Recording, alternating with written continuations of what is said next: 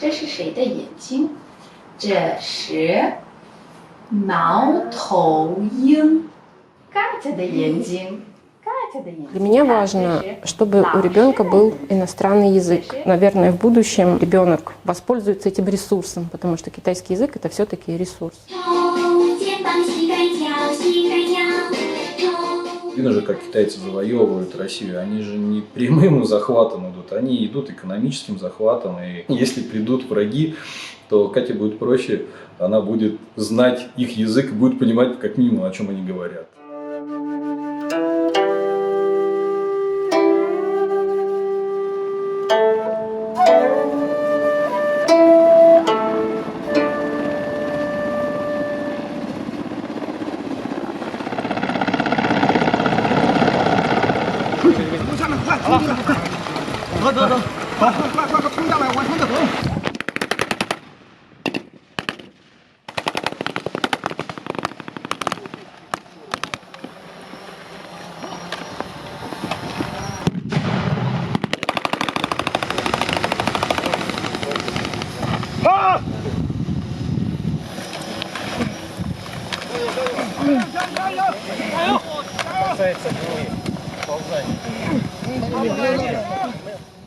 Как положение написано?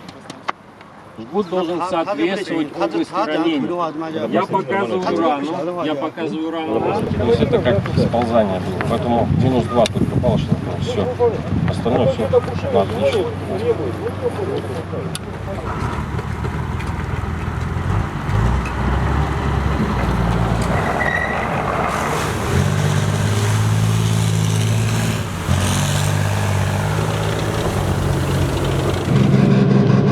Правитель Китайской Народной Республики отходит немки.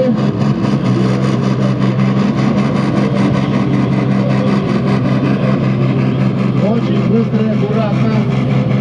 Видите, немного задел. В основном змейка пройдена на отлично.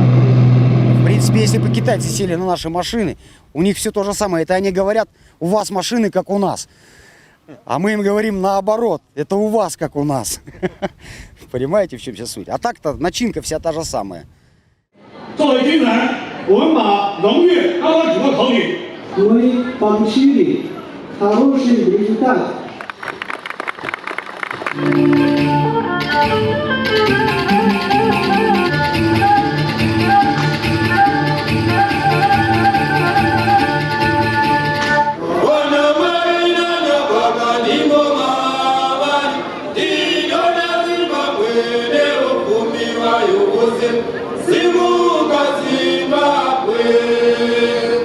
把这条鱼必须拿出来，你都炒个菜花，或者凉拌也行，凉拌个菜花，啊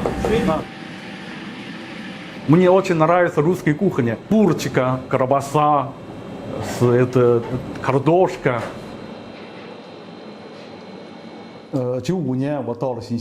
Я приехал в Россию в октябре 1995 года и начал торговать. Хотелось заниматься большой торговлей, но не получилось найти крупных партнеров.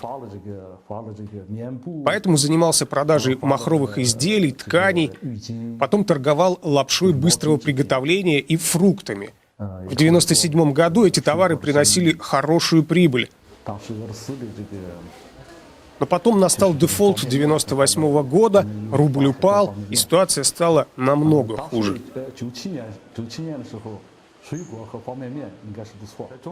В Китае я был наемным работником, а Россия открывала другие перспективы. Был большой рынок и полная свобода. Хотелось заработать деньги, создать свой бизнес с нуля. Я для этого и приехал. Конечно, в 90-е всякое случалось, особенно в торговле, и обманывали меня. Без этого невозможно. Это профессиональные риски. Но в целом я считаю, что в России хорошие условия для ведения бизнеса. После дефолта для меня торговля закончилась. Я решил открыть ресторан и очень надеялся на то, что он станет приносить прибыль. И ресторан стал популярен. Потом появился второй. Сейчас опять изменилась ситуация в связи с коронавирусом и падением рубля. Один ресторан пришлось закрыть, но тем не менее это бизнес. Так просто его не бросишь. Тогда это не имеет смысла. Надо идти вперед. Это плохо финансы. Вам китайский бог финансов помогает? Я думаю, помогает. Ну, надо еще лучше помогать. Китайцы, конечно, очень трудолюбивые. Это факт. У нас в ресторане, например, все повара работают по 12 часов. Есть у них перерывы на отдых, но они длятся недолго. Тем не менее, у всех хватает терпения и сил работать усердно. В чужой стране действительно тяжело жить и работать. Но если ты сюда приехал, то надо с этим справиться. А взамен получаешь впечатление, зарабатываешь деньги, а может быть и выучишь язык. У китайцев в России языковой барьер, а главное, нет общения на родном языке. Нет родственников, нет друзей, нет семьи. Диаспоры здесь тоже нет. Чтобы куда-то пойти, обязательно нужен переводчик или помощник. А если заболел, врачам вообще сложно что-то объяснить. Это вакуум. Вот что самое сложное. Катя со мной работали около 20 лет. Строгий у вас начальник? Нет. Очень хороший, очень добрый. Денег много платит? Да. Поэтому и 20 лет с ним, да, Дима? Да. Новосибирск это мой, как дома, да. Как это родной город, да. Ну, конечно, Циндао тоже это. Я там и тоже много лет жил. Ну, здесь я самое лучшее время я в Новосибирске. В Бердском совхозе обувной цех был, и он сгорел, и потом их переселили, и вот сам цех у них сейчас. Там отдельная резервация за колючей проволокой, большое здание у них там, я так понимаю, что там у них общежитие и цеха, где они шьют обувь. Видимо, их всех не выпускают, а только вот поваров этих, которые продукты закупают. Их же много. Они как мураши, они займут все территории, и нас просто-напросто ни работы не будет. Хоть так сейчас, хоть что-то есть. И займут земли наши, вот и все. Мы все можем сами, мы трудолюбивый народ, не хуже китайцев. Дайте нам условия для работы, для жизни, а не создавайте вот чужим людям, которые приезжают и здесь зарабатывают деньги. И увозят туда. А мы ничего не можем, ничего не имеем. Их и прикрывают, и им все разрешают. Властям все равно, лишь бы деньги в карман положить, и все. Они не переживают, что как захват будет территории или земли вот испоганят все. Они же у них там столько пестицидов сыпят, что после них ничего не растет. Они каждый год меняют участок земли. Продукцию их, ни помидоры нельзя есть, ничего нельзя, потому что все это отравлено пестицидами. А наши торгаши скрывают, у них покупают за 3 копейки, а потом выдают, допустим, за казахстанские какие-нибудь или таджикские помидоры или огурцы.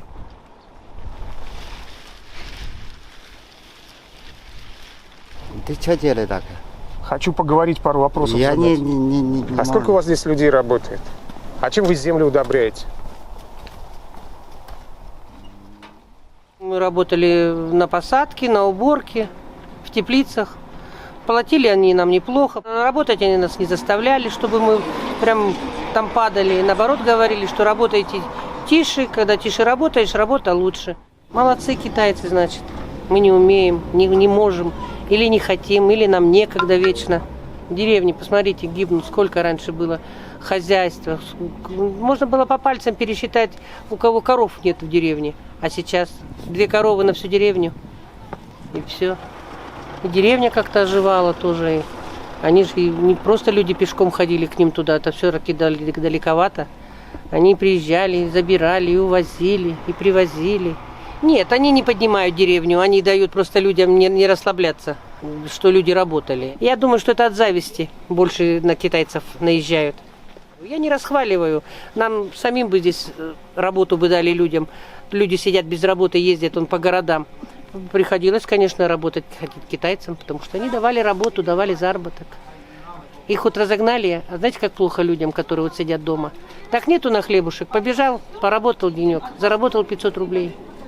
Вот, пожалуйста, хлеб, молочко уже есть. Вы со мной согласны? А вот сейчас негде подработать, и люди, вот сейчас женщины подходили. Куда идти? Куда идти, где заработать? А что едут они сюда, это то, что у них, видать, там все, Китай там все равно маленький народ, у них много. У нас и большая Россия, пространства много, жить-то, работать где. Но я считаю, что прежде всего надо своих россиян обеспечить работой обеспечить. Таких случаев стычек таких с местным населением у них не было. С другого берега приезжали на лодках, да, там воровали у них там, да, что-то там, продукцию, да, огурцы, помидоры. Там, конечно, были стычки. Да вон бы ихние землянки стоят, сожженные. Жили в землянках, черные как черти. Их в деревне и не видно почти было. Вокруг теплицы были и рассаду сажали.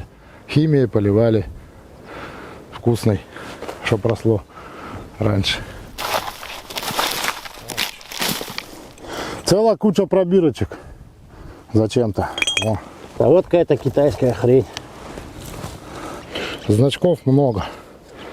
Водоем нельзя. Дышать нельзя в масках, в перчатках.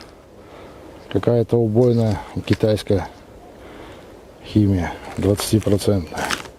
От воды дуста запах. Я знаю, что это такое, помню, когда еще в советское время маленький был. Поля обшикивали. И запах дуста резкий такой прям. Сейчас от воды-то нету, что их нету, а вот ил на речке, вот эта вся протока и до пляжа туда, это весь ил пахнет, прям запах. Мне жалко, я бы тут обалденный покос сделал. Тут можно даже на такой большой поляне и себе накосить, и на продажу заработать.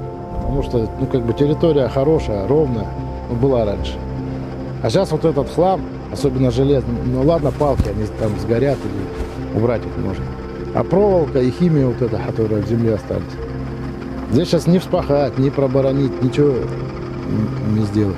Только бульдозером снимать, а бульдозером всю землю снимаешь.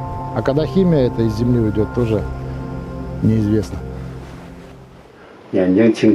Глаза закройте. В России мало людей знает о традиционной китайской медицине. Часто ко мне за помощью приходят от безысходности, когда от пациентов отказываются врачи обычных клиник. Например, был случай, когда новорожденному ребенку защемило лицевой нерв, и никто не мог помочь. Родители пришли ко мне. Я 3 дня ставил ему иголки, и все восстановилось. Ребенок начал двигать губами, начал есть, начал улыбаться.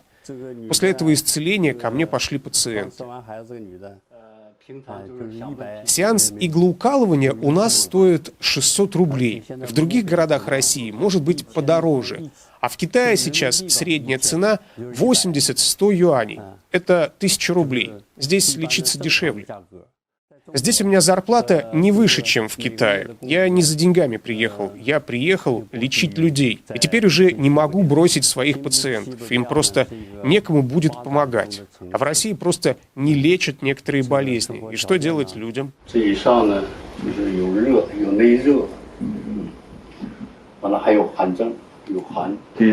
жар в организме, в верхней части организма сильный жар. Все это уходит наружу.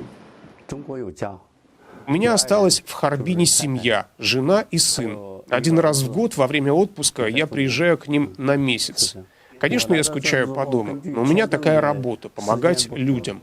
Пациенты, наверное, важнее. Да и в Китае, будучи врачом, я тоже не часто дома бывал из-за работы. Постоянные приемы, выезды.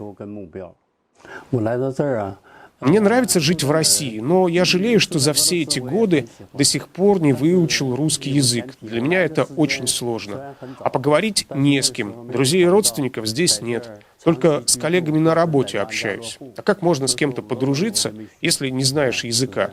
Даже обычные вещи становятся невозможными. Например, не могу спросить, как куда-то пройти. Не могу водить машину.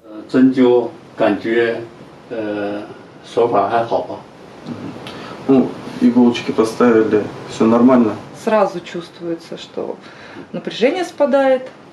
Становится хорошо. Несколько раз я встречал здесь китайцев, и пациенты были из Китая, но дружеские отношения не сложились. Времени на развлечения у меня тоже нет. Все мое время занимает работа. После клиники иду в магазин, дома готовлю себе еду и отдыхаю. Вот и вся моя жизнь. Это меню для наших китайских гостей. Оно на китайском языке. Некоторые гости немного говорят по-русски. Также есть меню на русском. Проставлены цены как в китайских юанях, так и в российских рублях. Также для гостей из Китая у нас есть кулер на каждом этаже с горячей водой, чайники в номерах и необходимая посуда, потому как они очень любят свои чайные церемонии проводить, и очень важна своя какая-то еда национальная, которую они возят всегда с собой.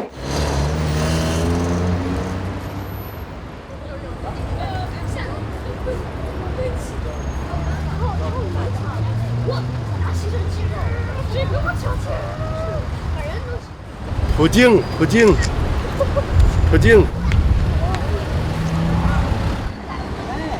Пожалуй, сегодня вот этот массовый турист, который сегодня едет из Китая, это шоп-туры 90-х, когда мы ехали к ним, сегодня они вот вернулись, вернее, китайцы уже поехали к нам.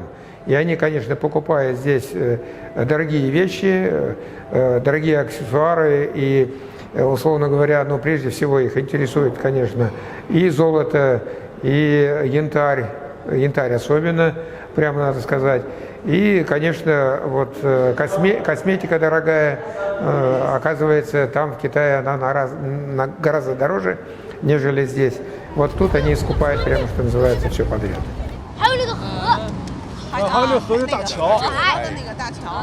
Все больше появляется именно платежеспособных китайцев. Прежде всего, у них требования каких-то индивидуальных маршрутов, и они связаны, наверное, не только с тем, чтобы посмотреть, но еще, чтобы еще присмотреть при этом, при всем.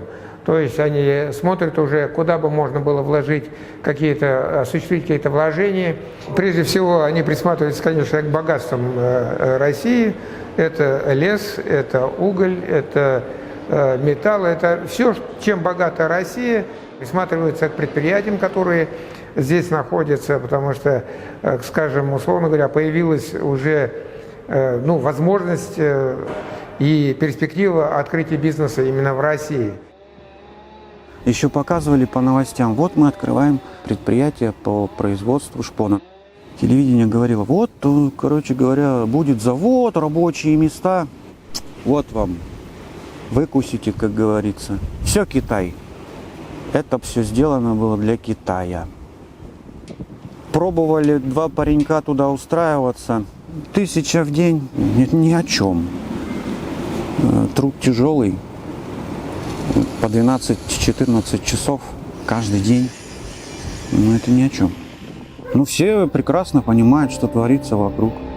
Кругом ездят они, делают, вырубают эту березу бедную, красный лес тащат, вековые сосны, кедра, ценные породы деревьев.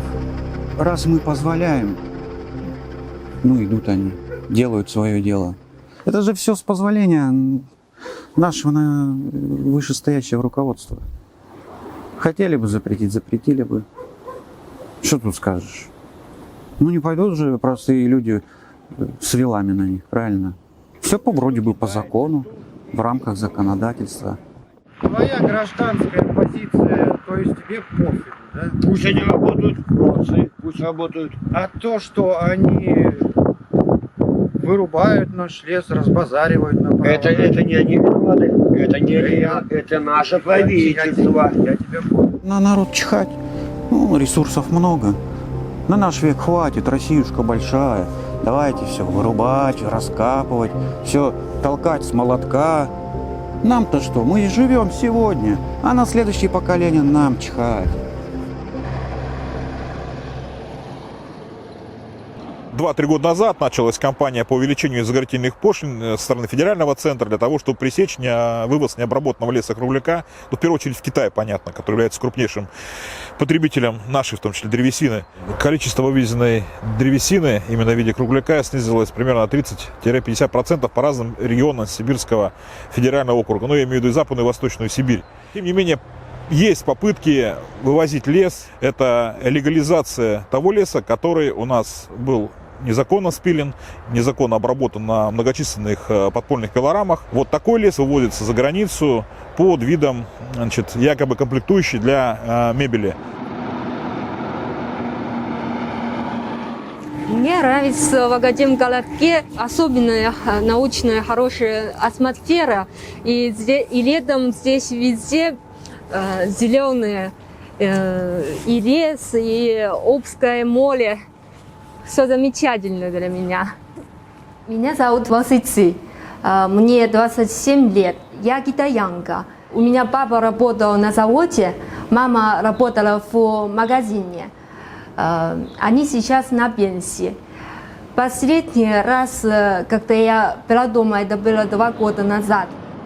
Температура поднимается, вещество постепенно плавится. Я работаю с фтороорганическими соединениями и выполняю свое диссертационное исследование. У них есть необычные свойства, и я именно их изучаю.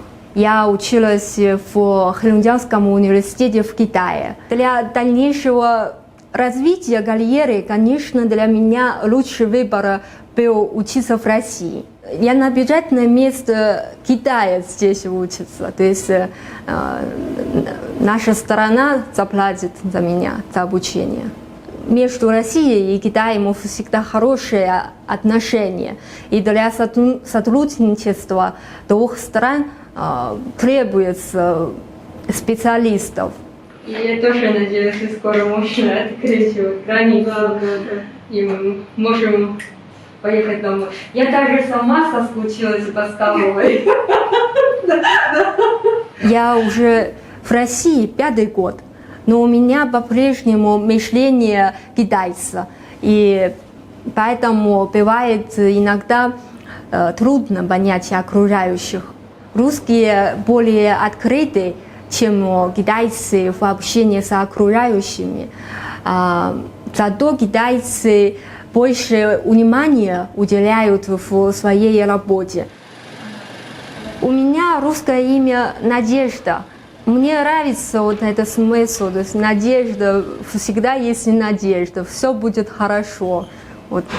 Поэтому я выбрала такое имя для себя.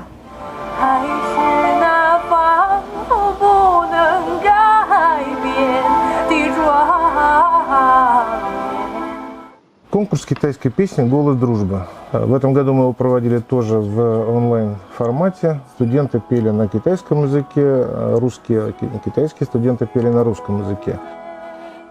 Конкурс – это маленький такой кирпичик вот в эту стену, вот, потому что на самом деле ситуация такова, что принимается много всевозможных решений, договоренностей, соглашений наверху на самом. А на уровне общения простых людей ситуация пока остается такая, ну, если, как говорят, наверху жарко, то внизу прохладно еще.